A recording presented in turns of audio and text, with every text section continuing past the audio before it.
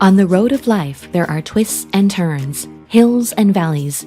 We can map out and plan our journey, but even then, we can't always see what's ahead of us in a given moment. And slowing down is the only way to move ahead. But when we compare and watch what others do, we are tempted to speed up. We don't want to be left behind. We want to at least catch up. We feel rushed, we feel pressure to make it to a goalpost, a milestone, a desired destination by a certain time frame. We make the journey harder, we're less patient, less deliberate, and less adaptable to change. Even when the road is straight and clear, we can lose perspective. The lens through which we see things can get messy. A swarm of flying bugs can descend on your car. They clog up your windshield, so you need to slow down, clean up, and remove the debris to keep moving. Speed is exciting, instantly gratifying, and distracts us from boredom. But it's not infinite. It's like fireworks. It burns up a lot of energy. It loses its spark and burns out. Slow living creates a richer and more satisfying life.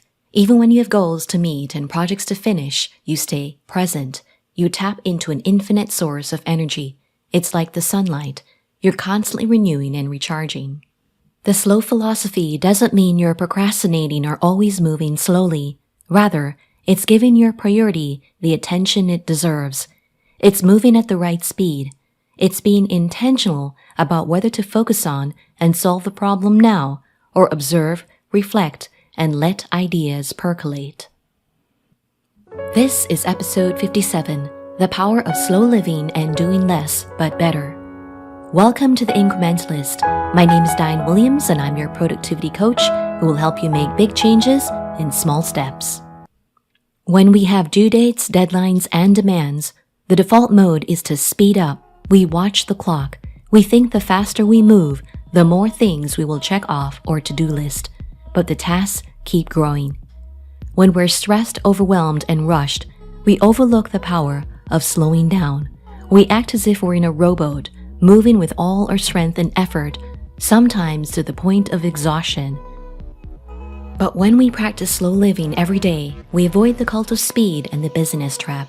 We navigate life as if we're in a sailboat.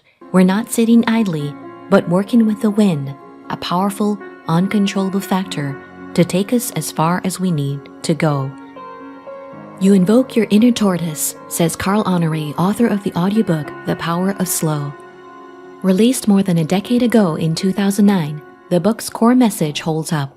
The slow philosophy has grown over the years in a world addicted to speed. So how do you break your obsession with doing more faster and instead do the right things at the right speed? Here are 7 steps to slow, productive living. Prioritize and practice self-care. In the productivity arena, you will hear the term eat the frog. Get your hardest work done first. There is truth to that, especially when you've been procrastinating on a project that needs to get done. But before you focus on work, you need to take a few steps back and focus on yourself. You can only care for others when you take care of yourself first.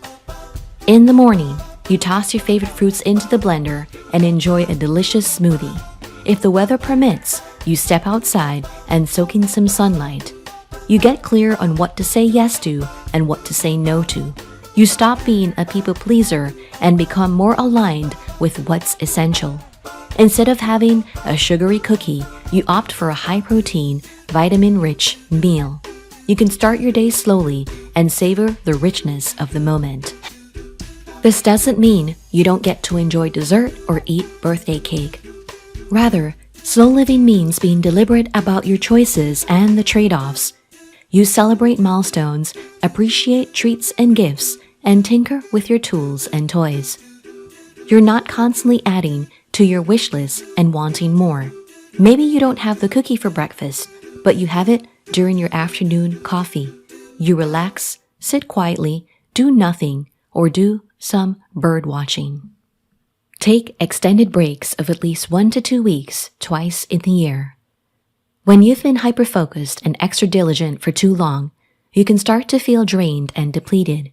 It helps to do something new, plan an event you can look forward to, do something out of the ordinary, and get out of your normal environment. take a vacation. This could mean booking a flight, packing your travel luggage, waking up earlier to head to the airport, waiting hours to board an airplane, and flying to a distant place. On the airplane, allow your mind to drift off, daydream, and release any tension. You can take a long nap, watch a movie, listen to music, do a crossword puzzle, or read a good book. But if airplane rides do not create anxiety for you, be sure to enjoy the view, watch the clouds float by, take in the calming white noise, and spot any land or sea below. Look outside and watch the airplane landing on the ground and arriving at your destination. You have just completed a journey and you get to enjoy what's next to come. It's an opportunity to adapt, learn, grow, and improvise in a different environment. Observe your surroundings. Take notice of what's the same and what's not. Maybe you have to drive on the other side of the road, or the vegetation, landscaping, structural designs, and billboard advertising are unique to the location. Being in new territory helps you to slow down. It's refreshing and recharging, but at any point, you may start to worry about leaving your work and tasks behind. This is where you come back to the present moment, and you can remind yourself that enjoying life ultimately makes you more productive, creative, effective, and engaged. Still, you might keep seeing signs and having thoughts telling you to reach your goals faster, or you're wasting time going on a break. But just come back to the present moment. Welcome any friction along the way. Stop signs and toll gates get you out of the roadrunner mode. This summer, I traveled back to my home country, Jamaica, a tropical island in the Caribbean. This is where I was born and grew up. But decades have passed since I lived there, and a lot has changed since then.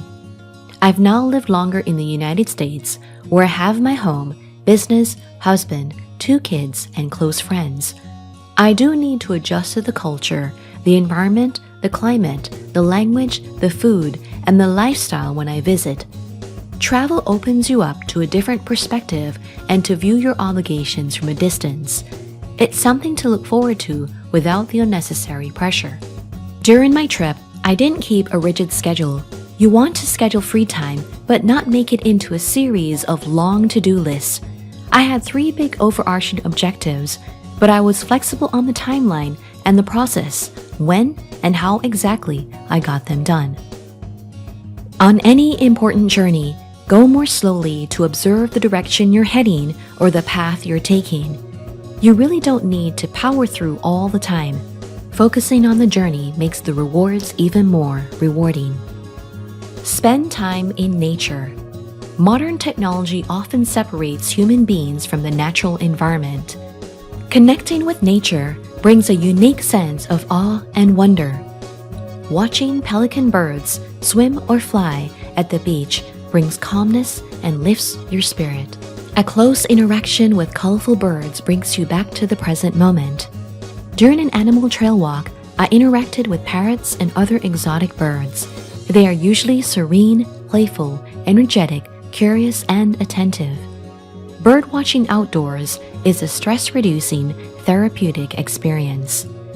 Relaxing on the beach, whether solo or with friends, watching the waves come and go, listening to the waves crash on the rocks or on the shore, taking a dip in the sea, feeling the sand between your toes, savoring the coolness of the breeze, and embracing the warmth of the sunshine make lasting memories.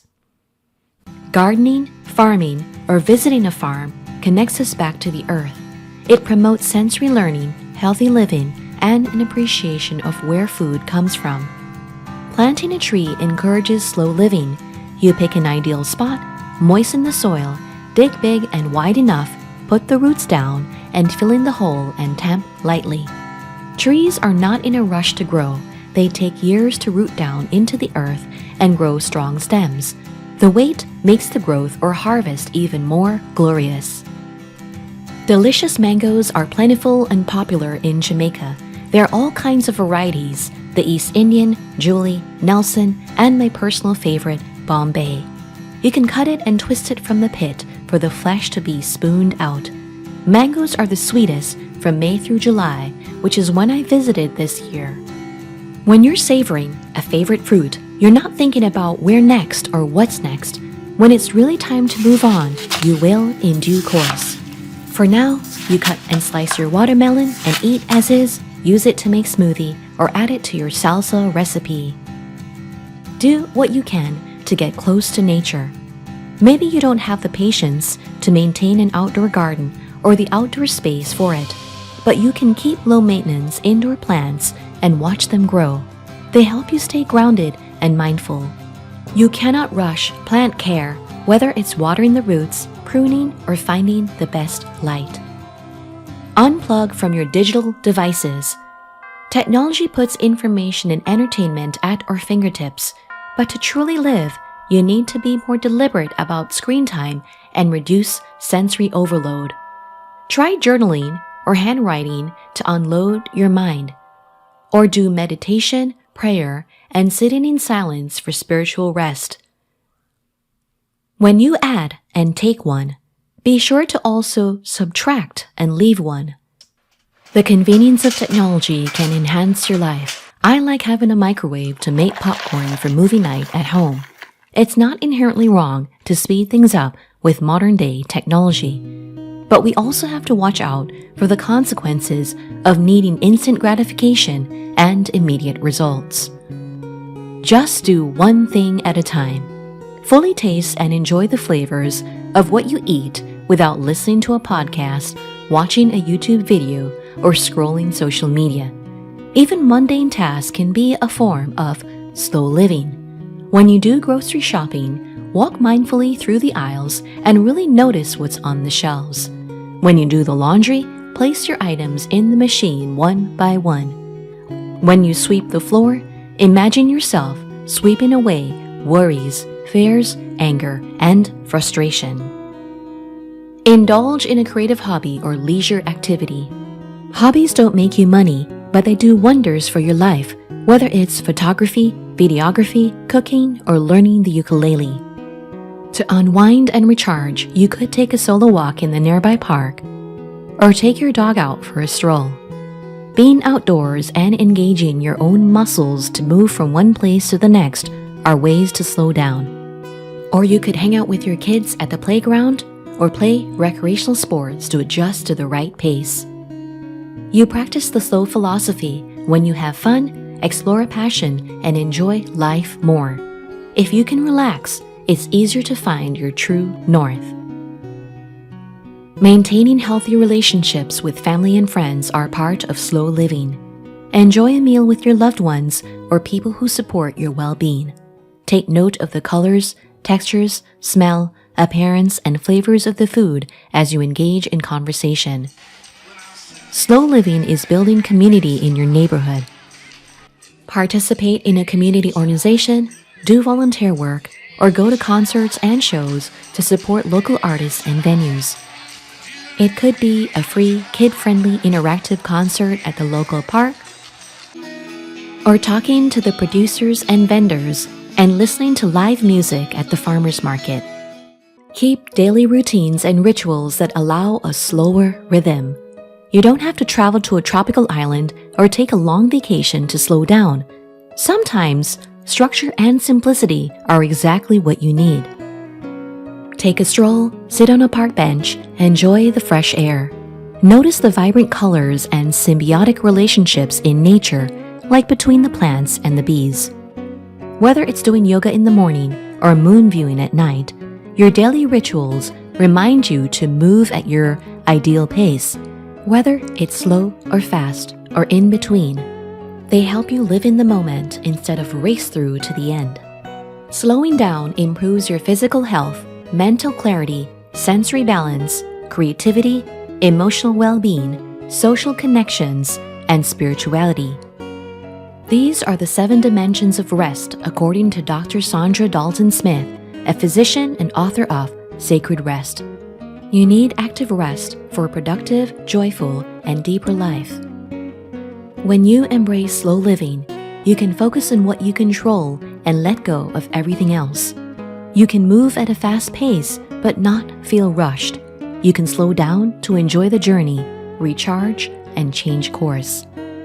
Moving at the right speed and at the right time is not easy. It involves patience and perseverance, but it's a proven strategy to cultivate meaning and success at your own pace. Being an incrementalist is aligned with slow living and the slow philosophy. You're not taking giant leaps toward the finish line, but taking the right size steps to figure out where to go next. For more on how to sync with your natural rhythm and prioritize rest, check out my book, The Incrementalist, available at leanpub.com/incrementalist. To dive deeper on the incrementalist approach to slow, productive living, you may contact me for coaching or a speaking event. If you have feedback or topic ideas, drop them in the comments section of the YouTube channel or send me an email at diane@dianewilliams.com. If you found value in this episode, hit the like and share buttons. And if you want to keep learning how to make big changes in small steps, be sure to subscribe. Thank you for being with me, and join me again on The Incrementalist.